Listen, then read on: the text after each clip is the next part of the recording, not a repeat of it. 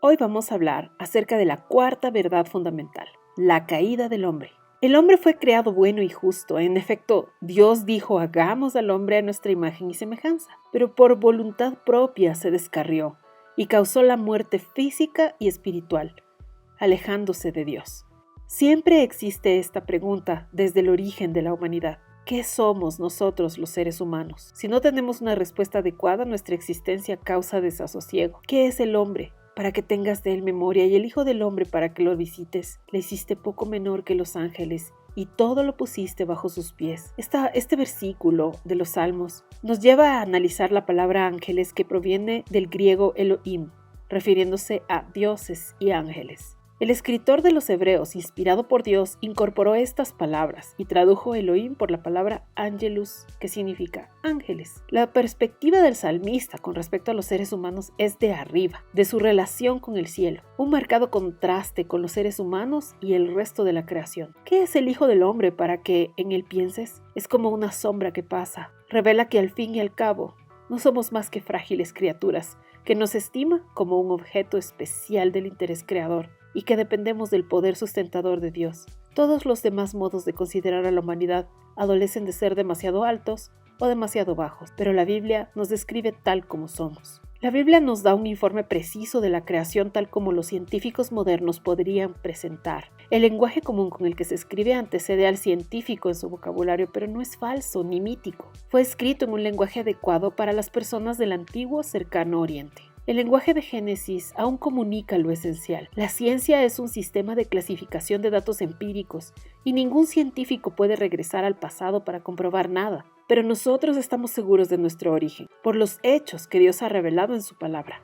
No hay contradicción entre la verdadera ciencia y la Biblia. En Génesis 1:26 es sumamente profundo y a la vez es muy sencillo, pero es literalmente como fue. Varón y hembra los creó y los bendijo Dios, y les dijo, llenen la tierra y sojúzguenla. Este pasaje no habla de la explotación de la naturaleza. Dios les autorizó que se valieran de la naturaleza y hacer un buen uso de ella. Enseñorear el mundo animal sugiere respeto a todas las criaturas creadas. Hay una autorización divina para hacer estudios, para saber cómo tratarla y cuidar a la naturaleza. En Romanos nos habla cómo nos desviamos y nos hicimos como dioses a nosotros mismos y no pudieron cuidar la naturaleza. Nadie pudo tener control total, no se pudo creer en ninguna clase de armonía. Fue hasta los últimos años de la Edad Media que los teólogos cristianos dijeron que Dios tenía un plan, y la gente comenzó a darse cuenta que en la naturaleza había armonía.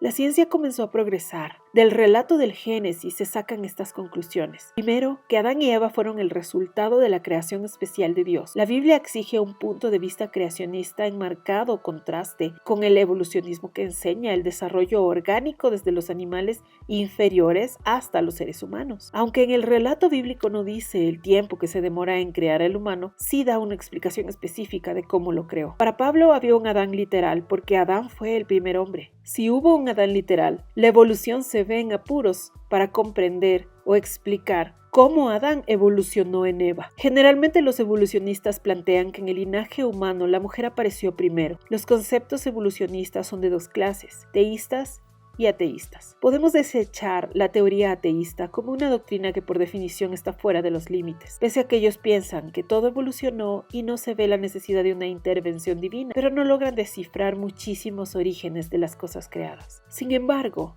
hay numerosos cristianos que creen que deben acomodar las cosas de la Biblia a los hechos de la ciencia y ahí nace la evolución teísta. Y aunque los motivos que tienen para mostrar tal posición son aplausibles, exigen una clase de hermenéutica bíblica que suscita más interrogantes que respuestas y le da una traducción alegórica al Génesis. Debido a recientes investigaciones científicas, hoy hay muchos que tienen objeciones más serias sobre la teoría de la evolución biológica de lo que sucedía hace una generación. Dios creó a un hombre y a una mujer y hoy tenemos todas las variedades en las diferentes razas, mucho más semejantes que diferentes. Dios proveyó los medios para que en la creación se desarrollaran otras variedades más. Los registros de fósiles muestran también que los animales se remontan en línea recta hacia el periodo cámbrico. Se han hallado los fósiles más antiguos. Por ejemplo, un equinodermo era similar a los de hoy en día. Un cuectonato especie de lombriz marina en forma de flecha de este mismo periodo. La mayoría de preguntas, pruebas de la evolución, se basan en las transformaciones producidas en los diversos géneros y se ha convertido en una doctrina filosófica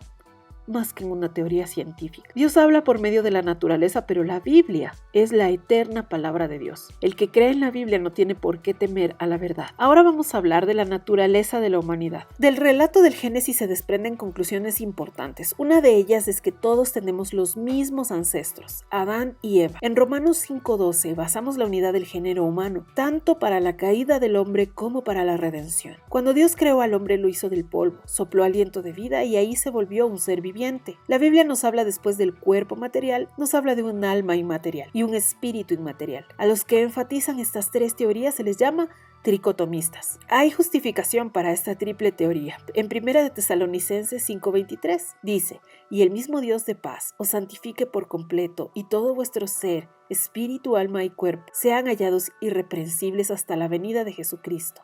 En 2 de Corintios 4:5 hay dos categorías: el cuerpo y el hombre interior. Los que hablan de esta parte sin especial distinción entre el alma y el espíritu se les llama dicotomistas. Sin embargo, la naturaleza humana tiene tres funciones. El cuerpo es la parte de nuestro ser por medio del cual nos enteramos del mundo. Los sentidos nos dan conciencia del ambiente físico que nos rodea y nos comunicamos con nuestro entorno. En ninguna parte dice que los apetitos corporales son malos en sí mismos, pero los escritores bíblicos piensan que el cuerpo que Dios creó es bueno y está destinado a ser la morada del Espíritu Santo, y un día resucitará. Y aún en nuestro cuerpo glorioso necesitaremos cuerpo. Somos finitos y nos pide tener una conducta ética adecuada. Si el cuerpo fuera malo en sí mismo, podríamos argumentar que somos víctimas de situaciones irremediables, pero nos dejamos dominar por nuestras pasiones por cuenta propia. Como cristianos, debemos formarnos en una disciplina adecuada para ser instrumento de los mandamientos de Dios. El alma y el espíritu son inseparables y operan de manera distinta. Del término alma se usa teológicamente para diferenciar nuestra personalidad y nos permite tener conciencia de nosotros mismos. Se considera que las facultades del alma son el intelecto, las emociones y la voluntad. Las tres juntas constituyen a una persona. El alma es el enlace entre el espíritu y el cuerpo y gobierna toda la personalidad. Por otra parte, tenemos al espíritu. Dios es espíritu. El humano no es espíritu, pero alberga un espíritu y tiene relación con un mundo invisible, ya sea del bien o del mal, y nos permite tener conciencia de Dios. En Efesios 2, del 1 al 10, Pablo describe el estado de las personas no regeneradas. Están muertas en delitos y pecados, están separadas de Dios y espiritualmente inertes. Y cuando Dios viene a sus vidas, tiene la capacidad de restaurarse con Dios.